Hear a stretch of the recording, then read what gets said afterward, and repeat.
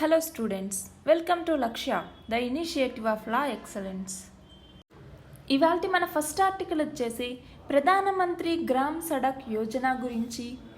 దీనిని గ్రూప్ 1 మరియు గ్రూప్ 2 వాళ్ళు కూడా గవర్నమెంట్ ఇనిషియేటివ్స్ అన్న కాన్సెప్ట్ కింద చదువుకుంటాము, గవర్నమెంట్ స్కీమ్స్ అన్న కాన్సెప్ట్ కింద చదువుకుంటాము.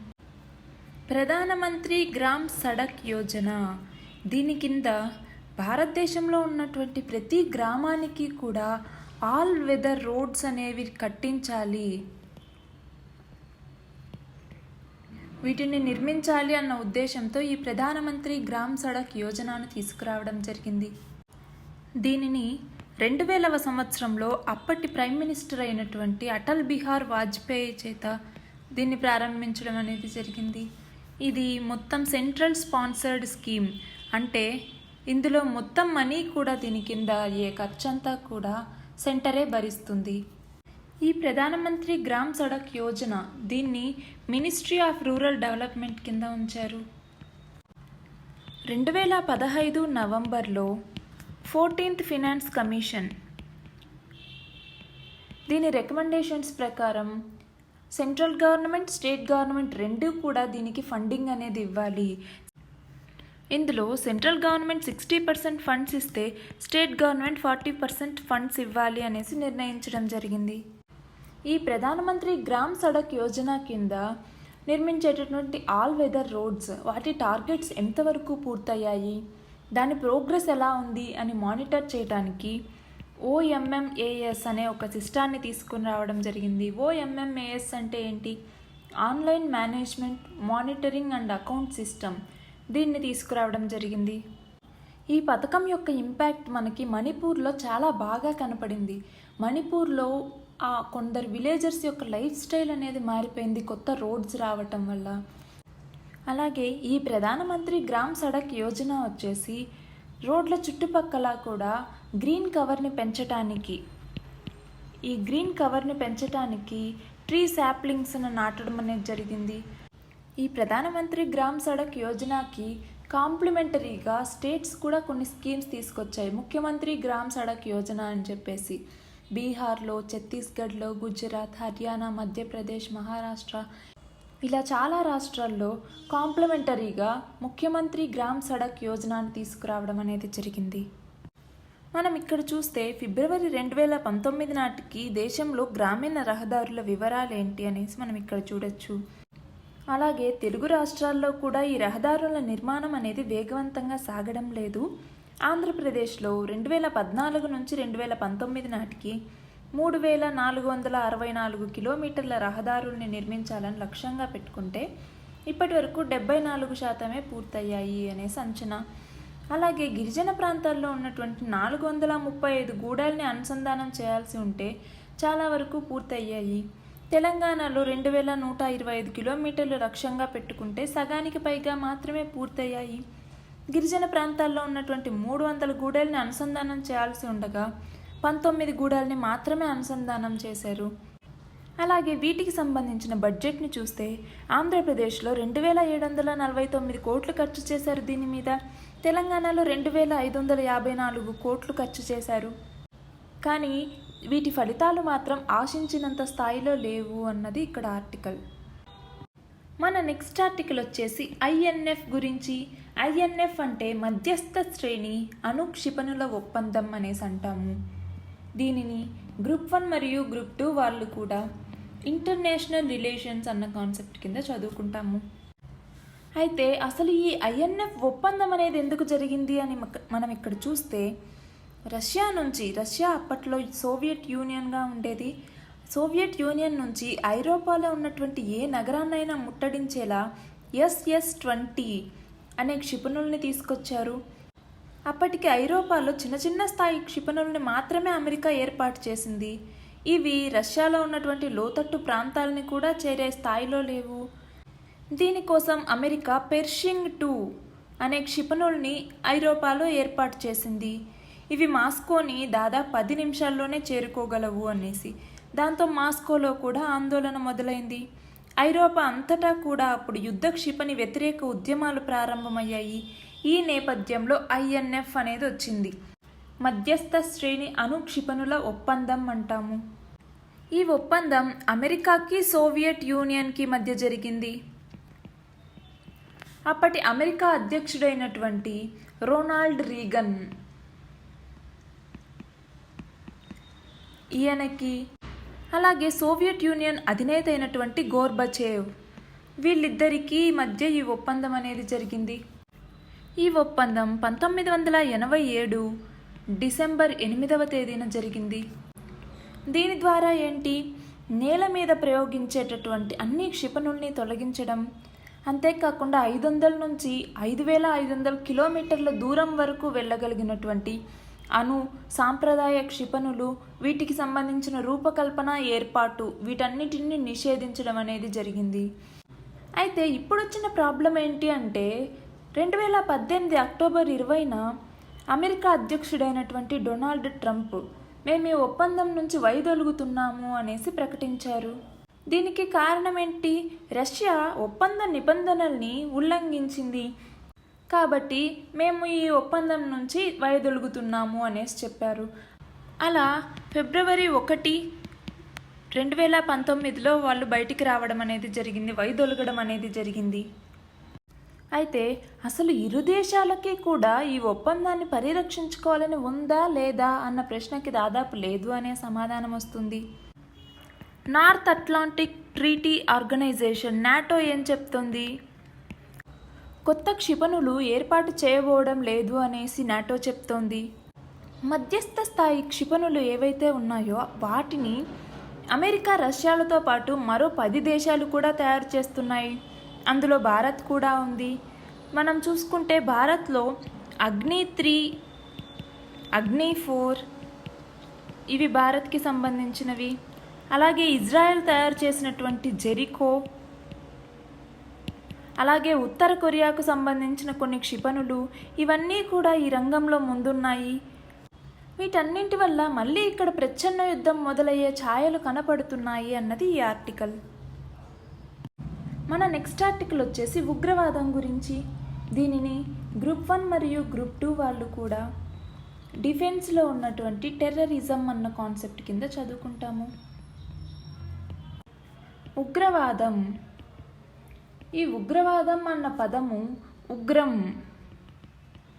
ఇంగ్లీష్లో టెర్రర్ అనే పదం నుంచి ఇది వచ్చింది. ఉగ్రము అంటే భయం నుంచి పుట్టినది అని అర్థం. అంటే భయం అనేది భయాన్ని కలుగజేసేది, భయపెట్టేది లేదా అపాయాన్ని కలుగజేసే విషయాల పట్ల ఉండేటటువంటి మానసిక ప్రతిచర్యనే మనం ఉగ్రము అని అంటాం. ఉగ్రవాదులు అంటే ఎవరు మరి?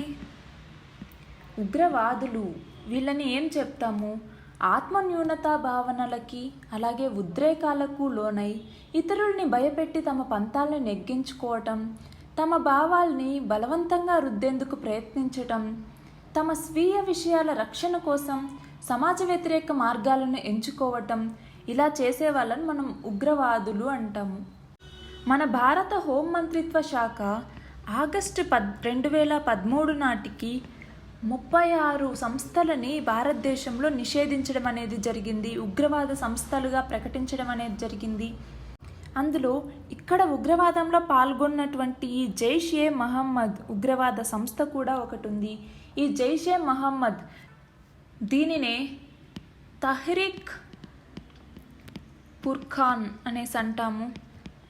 తహ్రీక్ ఫుర్ఖాన్, దీన్నే తహ్రీక్ ఈ ఫుర్ఖాన్ అనేసి అంటాము.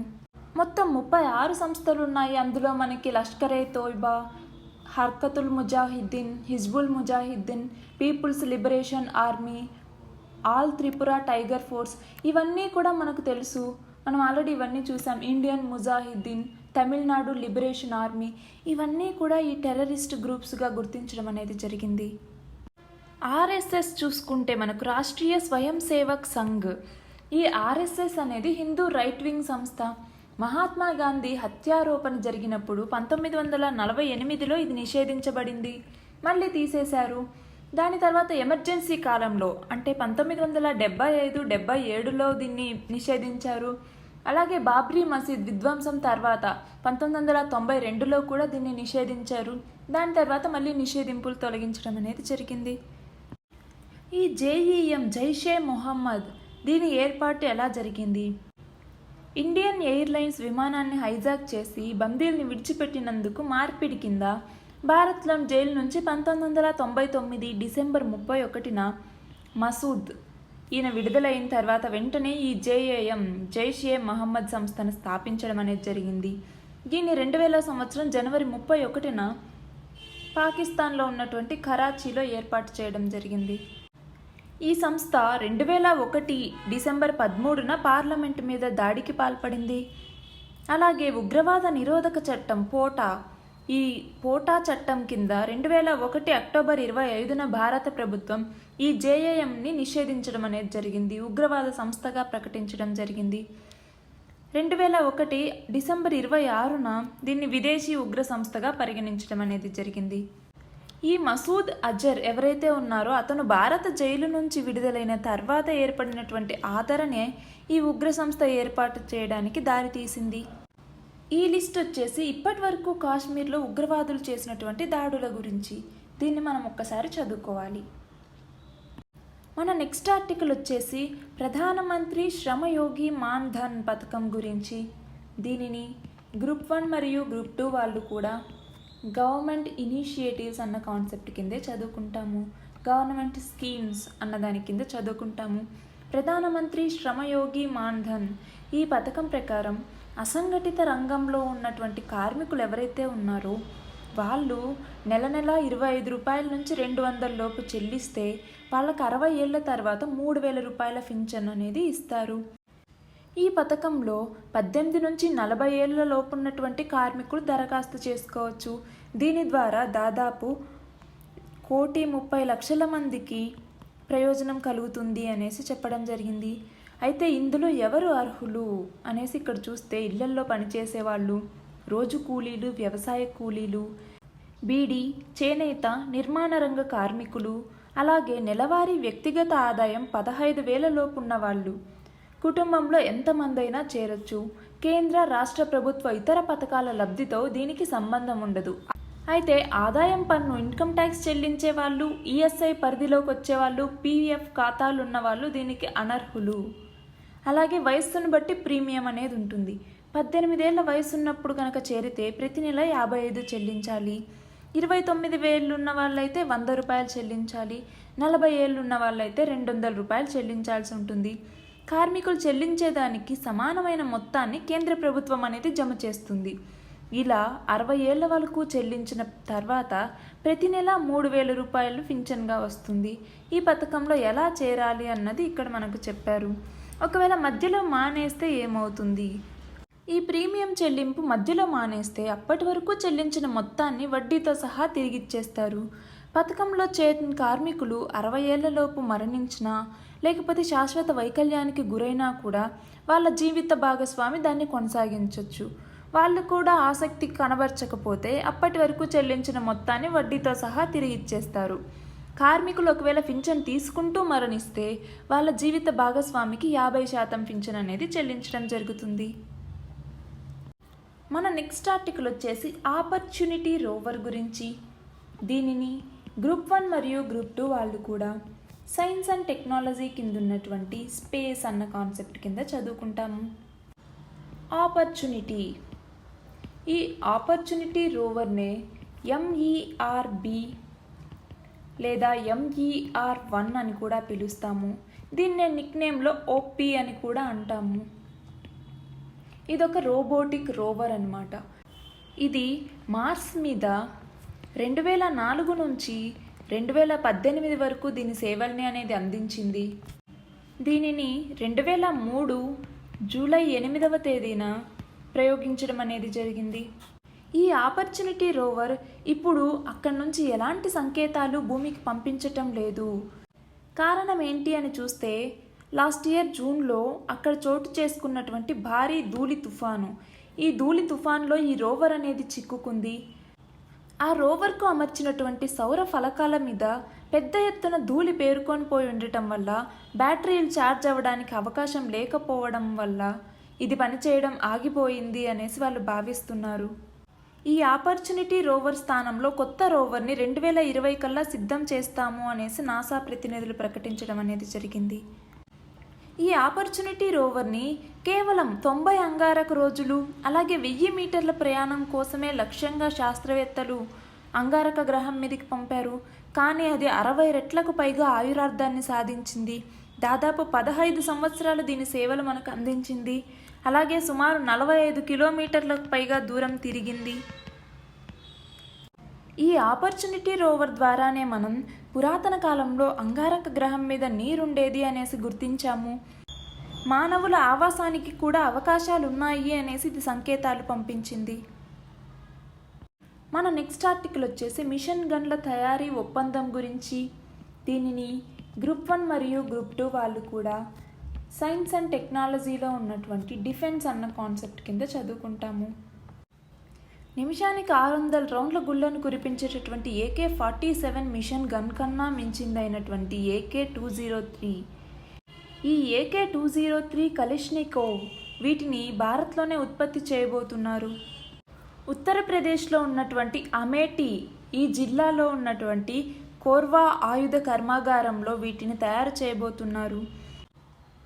ఈరోజు మన దేశం రష్యాతో ఒప్పందం అనేది కుదుర్చుకుంది.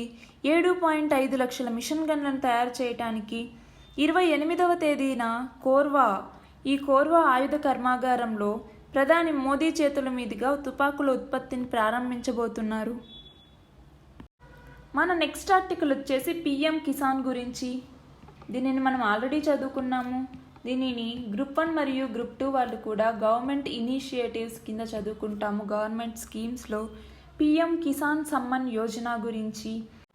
ఇందులో భాగంగా ప్రభుత్వం సంవత్సరానికి 6,000 రూపాయలని రైతుల అకౌంట్లలోకి జమ చేస్తుంది. అది కూడా 5 ఎకరాల లోపలున్న వాళ్ళకి మాత్రమే. ఇందులో తొలి విడత సాయమైనటువంటి 2,000ని ఈ నెల 24న ప్రధానమంత్రి మోదీ అందజేయనున్నారు. రెండో విడత సాయాన్ని ఏప్రిల్ 1వ తేదీన అందజేయనున్నారు. మన నెక్స్ట్ ఆర్టికల్ వచ్చేసి తెలంగాణలో బడ్జెట్ గురించి. దీనిని గ్రూప్ 1 మరియు గ్రూప్ 2 వాళ్ళు కూడా స్టేట్ లెజిస్లేచర్ అన్న కాన్సెప్ట్లో చదువుకుంటాము. తెలంగాణ శాసనసభలో 22వ తేదీన బడ్జెట్ని ప్రవేశపెట్టబోతున్నారు. అందులో ఉదయం 11:30కి ఓట్ ఆన్ అకౌంట్ బడ్జెట్, 23న చర్చ ఆమోదం, 25న ద్రవ్య వినిమయ బిల్లు మీద చర్చ, అలాగే సీఎం నిర్ణయం, బడ్జెట్ రూపకల్పన మీద సమీక్ష ఇవన్నీ కూడా జరగబోతున్నాయి. మన నెక్స్ట్ ఆర్టికల్ వచ్చేసి నల్లా కనెక్షన్ కుళాయిల కనెక్షన్ గురించి. దీనిని గ్రూప్ 1 మరియు గ్రూప్ 2 వాళ్ళు కూడా తెలంగాణ గవర్నమెంట్ స్టేట్ ఇనిషియేటివ్స్ అన్న కాన్సెప్ట్ కింద చదువుకుంటాము. తెలంగాణ ప్రభుత్వం బిలో పావర్టీ లైన్ దారిద్ర్య రేఖకు దిగువనున్నటువంటి కుటుంబాల్లో ప్రస్తుతం ₹1కే నల్లా కనెక్షన్ అనేది అమల్లో ఉంది. దానిని కొనసాగింపుగా అలాగే అబోవ్ పావర్టీ లెవెల్ దారిద్ర్య రేఖకు ఎగువనున్నటువంటి వాళ్లకు కూడా ₹100కే నల్లా కనెక్షన్ ఇవ్వబోతోంది. దీని ద్వారా ఏపీఎల్ ఫ్యామిలీస్కి దీని వ్యయం అనేది చాలా తగ్గిపోతుంది. ఇంతకుముందు అయితే వీళ్ళు 6,000 రూపాయలని చెల్లించాల్సి వచ్చేది. ఇప్పుడు కేవలం ₹100కే అయిపోతుంది. మిషన్ భగీరథ ద్వారా అన్ని గ్రామాలకి, పట్టణాలకి, నగరాలకు కూడా సురక్షితమైనటువంటి మంచినీళ్లు ఇవ్వాలి అనేసి ప్రభుత్వం నిర్ణయించింది. అలాగే నల్లా ద్వారా మంచినీరు పొందే హక్కును కూడా ప్రభుత్వం ప్రజలకు కల్పిస్తోంది ఇక్కడ. అలాగే 10 లక్షల గృహాలకి ఈ నల్లా కనెక్షన్లు ఇవ్వడం లక్ష్యంగా పెట్టుకున్నారు. ఇప్పటి వరకు రాష్ట్రంలోని పురపాలికలు, కార్పొరేషన్లలో 7.9 లక్షల గృహాలకి నల్లాలు బిగించాల్సి ఉంటే కేవలం 1.2 లక్షల గృహాలకు మాత్రమే కనెక్షన్లు ఇచ్చారు. ఇక్కడ కాస్ట్ ఎక్కువగా ఉండటం వల్ల వాళ్ళు ఇంట్రెస్ట్ చూపించలేదు. అందుకే దీని కాస్ట్ను తగ్గిస్తే వాళ్ళప్పుడు ఎక్కువ మంది ఈ నల్లా కనెక్షన్ తీసుకుంటారు. దాని ద్వారా సురక్షితమైన నీటిని వాళ్లకు అందించవచ్చు అనేసి మేము కాస్ట్ తగ్గించాము అనేసి చెప్పడం జరిగింది. మన నెక్స్ట్ ఆర్టికల్ వచ్చేసి ఈ నామ్ గురించి. దీనిని గ్రూప్ 1 మరియు గ్రూప్ 2 వాళ్ళు కూడా ఈ గవర్నమెంట్ ఇనిషియేటివ్స్ అన్న కాన్సెప్ట్ కింద చదువుకుంటాము. ఈ నామ్ అనేదాన్ని కేంద్ర ప్రభుత్వం దేశంలో ఉన్నటువంటి రైతుల కోసం అందుబాటులోకి తీసుకొచ్చింది. మొదట్లో ఈ ఈనాంలో 2 భాషలు మాత్రమే ఉండేవి, హిందీ మరియు ఇంగ్లీష్. దాని తర్వాత మరో 6 ప్రాంతీయ భాషల్లోనూ దీన్ని అందుబాటులోకి తెచ్చారు. తెలుగు, గుజరాతీ, మరాఠీ, తమిళ్, బెంగాలీ, ఒడియా ఈ 6 భాషల్ని కూడా ఇందులో అందుబాటులోకి తీసుకురావడం జరిగింది. ఈ నామ్ అంటే ఎలక్ట్రానిక్ నేషనల్ అగ్రికల్చరల్ మార్కెట్ అనేసి అంటాము. ఇదొక ఆన్లైన్ ట్రేడింగ్ ప్లాట్ఫామ్.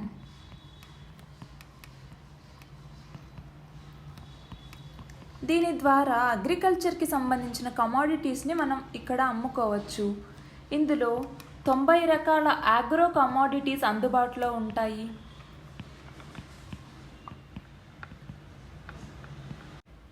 దీనిని ఏప్రిల్ 14, 2016లో లాంచ్ చేయడం జరిగింది. మార్కెట్లలో ఈ నామ్ పద్ధతిలో వ్యవసాయ ఉత్పత్తుల కొనుగోలు, అమ్మకాలు జరిపేటటువంటి వ్యాపారస్తులకి మార్కెట్ ఫీజు చెల్లింపులో 25% మినహాయింపును వర్తింపజేస్తూ ప్రభుత్వం ఉత్తర్వులు జారీ చేయడం అనేది జరిగింది. అంటే సంబంధిత వ్యాపారులు 1% బదులుగా 0.75% ఫీజు చెల్లిస్తే సరిపోతుంది. ఈ మినహాయింపు అనేది ఏడాది పాటు అమల్లో ఉంటుంది. దీనివల్ల మార్కెట్లలో లావాదేవీలు నిర్వహించే కొనుగోలుదారులకు ఎంతో ప్రయోజనం కలుగుతుంది. అంటే మార్కెట్లో ₹1,00,00,000 వ్యాపారం చేసే వ్యాపారికి 25 లక్షల వరకు ఆదా అవుతుంది. అంటే వాళ్ళకి ఎంత బెనిఫిట్ అనేది మనం అర్థం చేసుకోవచ్చు. ఇవి వచ్చేసి ఈ నామ్కి సంబంధించినటువంటి ఇంపార్టెంట్ పాయింట్స్. ఇవి మనం ఒక్కసారి చూసుకోవాలి. Thank you very much.